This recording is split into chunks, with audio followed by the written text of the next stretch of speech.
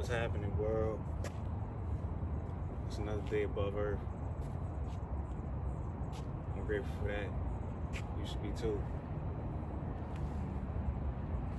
I'm in Cali. It's hot as hell out here. It's supposed to be like 95, 96 degrees this weekend. I'm definitely gonna enjoy it. As you can see, I got the scrub on. You know, I'm multifaceted. You can't put me in a box. I'm not one-dimensional. I'm doing a lot of things right now. I'm a jack of all trades. I'm actually getting into the medical field. I'm in the process of obtaining my phlebotomy license. So I'm gonna be drawing people's blood. I just left class. So, you know, I'm enjoying this. It's a new experience. It's nerve-wracking. Just like anything new that you do. But it's fun. I could admit that. Classmates, you know, it's a little iffy. You know, that's not what I'm there for. I'm not there to be friends with nobody. I'm there to focus on myself, build myself. Whatever relationships come with that will happen naturally. But I'm not there to be anybody's friend. I'm there to focus, learn, and apply my license once I obtain it. We're on chapter 6. And I don't really have a title for this one. I'll figure it out after the video is over. I guess you could say, you know, high school, the beginning of who I became. These are the times where I learned who I was and started experimenting a little bit more in the street. And look at this view. I'm on a tennis court. See, when y'all watching me, I'm gonna take y'all around the world. Every video will be a different location. I don't want to just keep it boring and simple and plain. You know, I want to keep it spontaneous.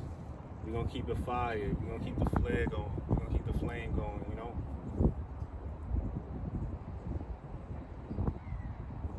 So, after middle school,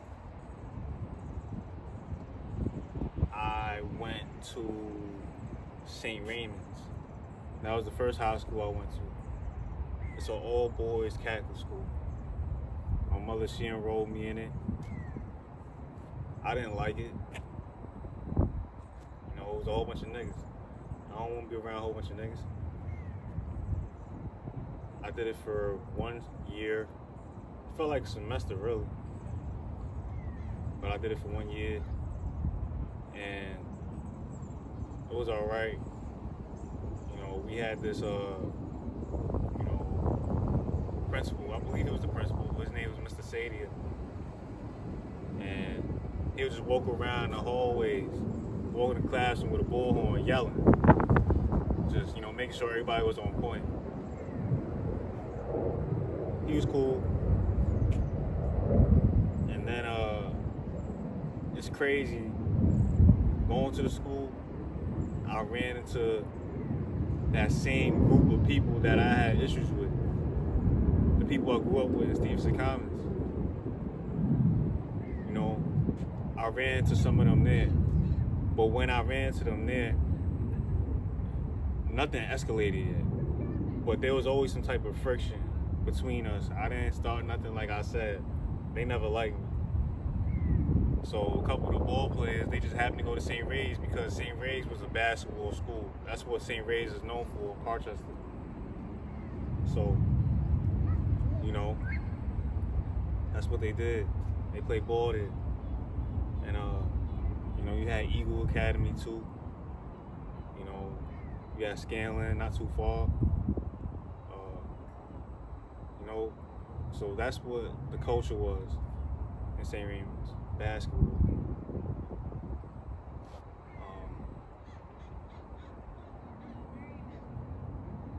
And this is where I met, some friends that I thought were my friends. So I stayed there for a year, and then I actually met, Irv Gotti's son, Sonny. I don't really have anything to say about that situation because I don't know him personally, but I came across a lot of people, being in the Bronx. So, it's an unfortunate situation. That's all I gotta say. I don't know how close him and his father was, and I found my father, and it wasn't worth anything. So.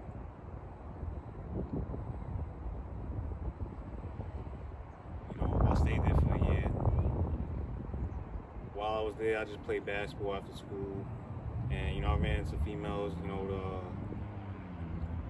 The girls' school was right up the block, so after school, me and the fellas, we would go over there and hang out with the females, and we would have a little chit chat, get to know them, mag on them. That's what we did, and then from that point, I left that school. That school had a lot of drama. It was the smartest thing for me to do. And I went to James Monroe High School in Bronx River. And Bronx River, it was a little more free. We didn't have to wear, we wore uniform just like St. Ray's, but it was more free. There weren't any limitations. There wasn't a threshold, but it was chaotic. That's one thing I could admit. When I went to James Monroe Metropolitan Soundview High School, I actually brought one of my friends from St. Ray's. He lived in Parkchester, so we still kept in contact, and I told him, come to my school, and we kept that going.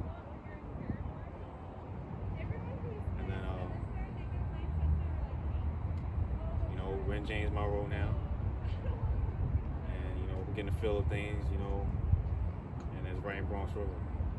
And Bronx River wasn't far from Soundview,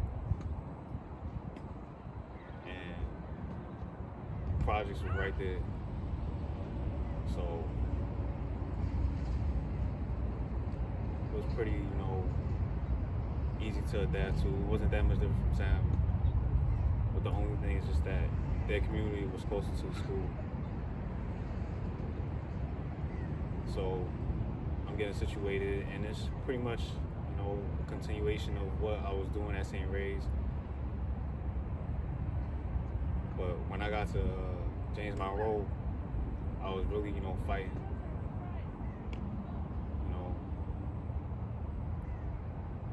And this is when I, first started, partaking in illegal activities. There was this kid named Kayshawn, and he was with this other dude named Dwayne. And there was some other little dude he was with. So it was a group of 3, and they from the area. And not to misconstrue, Kayshawn and his brother Shamar. I'm talking about the light-skinned Kayshawn, little dusty, pea-head boy, and I just started getting into the street, and I said, if you need anything, let me know. And it was one day he decided to, front and say he would buy something. And I met him in the stairway, and he decided to inspect it, which I shouldn't have let him inspect it. I did. It was a rookie mistake. And during that time, I was a young bull, so I wasn't, I wasn't that guy. I wasn't the head honcho. I didn't have my own product. So I was working for somebody. I'm not gonna lie. I was, 15 years old. So, it was a dude I was cool with. So, met him in the stairway. He inspected it and then he ran off with it. And then I seen him a couple of days later because he ain't coming to school for like 3-4 days, maybe a week. I ain't seen him for a week straight. And then when I seen him, I confronted him. I checked him in the hallway. I'm like, man, we could just fight. And then he was like, nah, he didn't want to fight. So I'm like, all right, whatever. And I could have wailed on him, but I didn't because I'm only gonna fight you if you want to fight me. And I seen him like a week later, and I'm like, yo, where's the money at? And he was saying he didn't have it, blah blah blah. And then I just pressed him in the lunchroom again. But then he was with a group of people, they all started trying to chase me.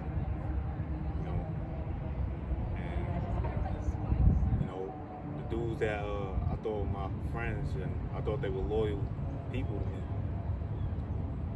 man, they just watched me. So that's one thing I want to point out.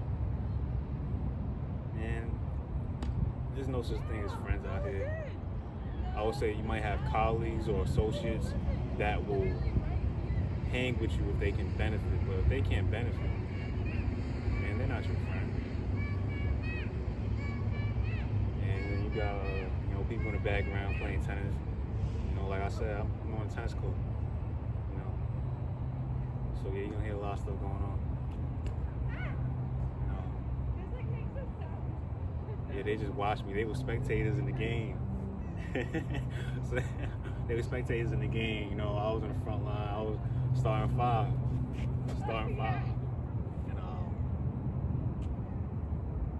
And they were the last men on the bench. Literally, they were sitting on the benches at the lunch table. Just watching what's going on, smiling and cheesing. And then I checked them on there, and I'm hanging with this big dude. Like, he was in my group. The dude was like what? Like 6'5", 6'6", 260, 270. So he's really a linebacker. You see what I'm saying? He's a lineman. He could have just gotten the situation separated. He didn't have to get dirty, But he just sat there and watched me. Meanwhile, I'm taking care of these dudes as far as I'm working during this time. I was working at Walgreens, right in the same area in PC and Parkchester. After school, we would go get McDonald's. You ain't got no money? Yo, I got you. You want an iced tea? I got you. You want a McChicken? I got you. I was really the most loyal companion in the group. And I always feel like I'm the most loyal companion in any situation. So now, there's been too many times where people, took advantage of me. And now I feel, isolated and closed off because I don't want to risk my health.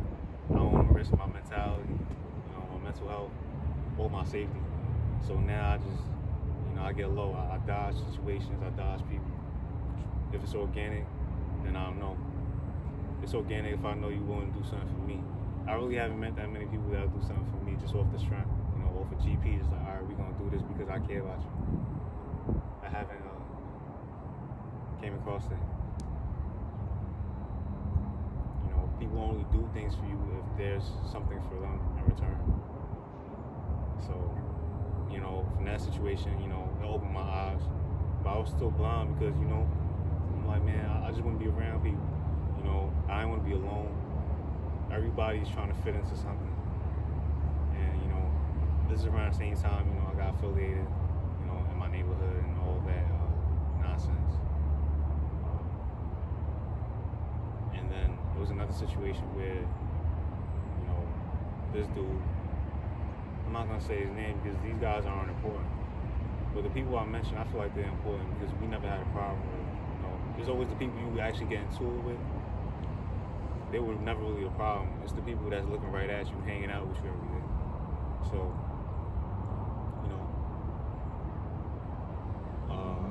one of my friends, I thought he was my friend.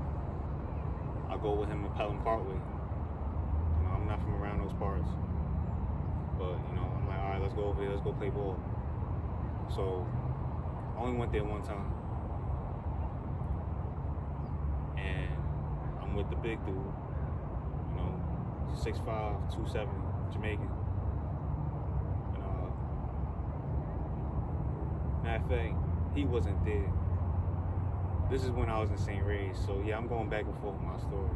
So it was another chunky dude. He was shorter,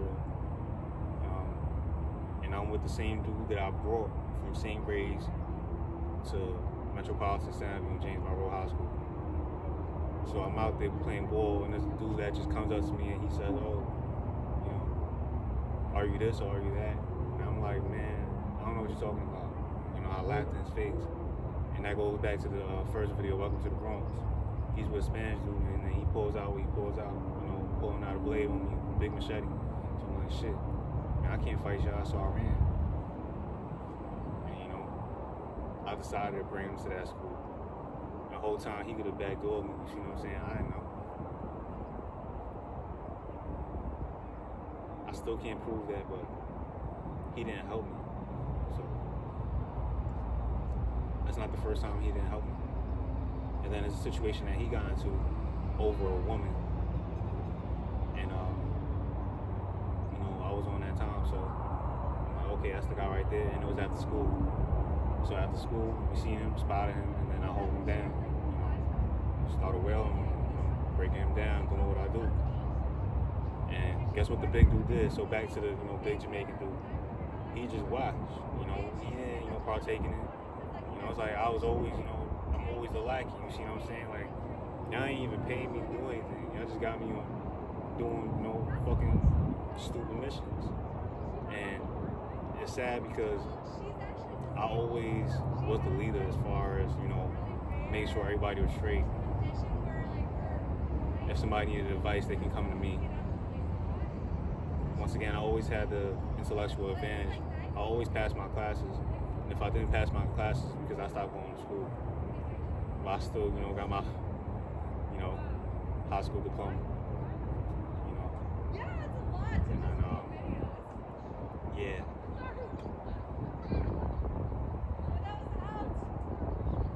High school was cool, as far as, hanging out with women, but with the dudes,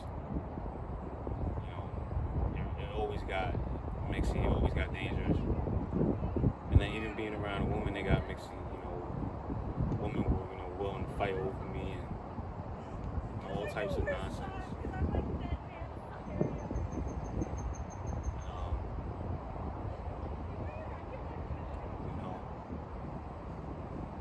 I made it out,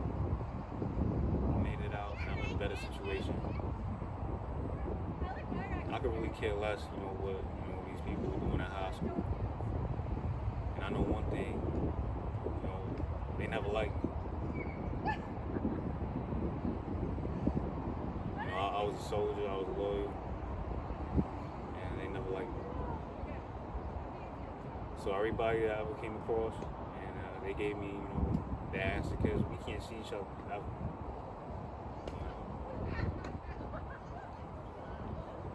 I'm always going to choose me over anybody else. And I'm willing to go there with anybody. And then as far as, as far as my involvement in, specific organizations, even they turned on me. I was doing what I was doing, and this is way after high school. I'm in Connecticut around this time. And, I'm my own man now, so I don't work for nobody. I'm doing what I do. I'm figuring it out. And, I love it. I love it up. I promoted myself. And dude who, put me down as far as, gang and all that good stuff. He actually undermined me. He gave me a bad batch. And then after that situation, I never heard from him. And, he wasn't the guy. He was the middleman. Why'd you get low? Why'd you, block me in? All the funny style stuff. And I was there when he was going through his situation with his mother, going through cancer. She was ill. I'm showing up to the hospital with him. I was always, the anchor. I always held the fort down. So I don't understand why he would do something like that to me. Yeah, that one hurt. Yeah. And once again, I can't see y'all. I don't care. Like I said, I'm to stand on everything that I'm saying, and I mean it. I feel like I was the most genuine dude out of the camp. I was the most genuine dude in most situations. How do you know? You know, We went down there last time. and even when I was in, Shore Haven, I was, just, getting into altercations and like that's what I was known for, just, being physical and getting into fights. And then these dudes, I was around, they didn't do anything. They're just there watching. There was never a situation they got into and then something actually happened. Like, it was always me, giving my hand.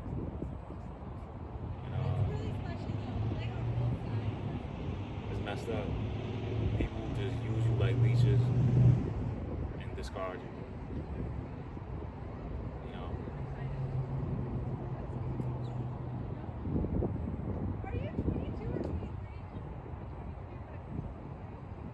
But that's where I'm from.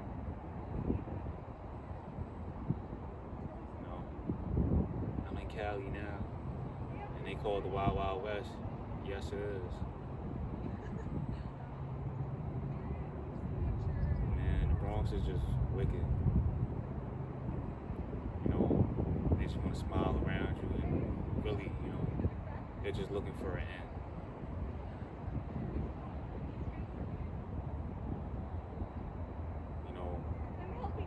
It was a manager by the name of Sam. He even, was pulling, some little shit on me, when I was in CT. And, he would always try to owe me and not pay me up front. I let him because he was my manager at work. Not during that time, I was doing my own thing, but, we kept that relationship. And, you can even learn from people who are taking advantage of you. He told me that men are expendable. And that's true. It's like, the art of war. That's all it is, I feel like Earth is just like a big battlefield. And everybody just trying to get the one up on each other. And he told me that men are expendable. With women, you can breed and create something. But what can you do with a man? With a man, you can put two minds together and create something that can last. But it never does because of ego. But yeah, he told me that.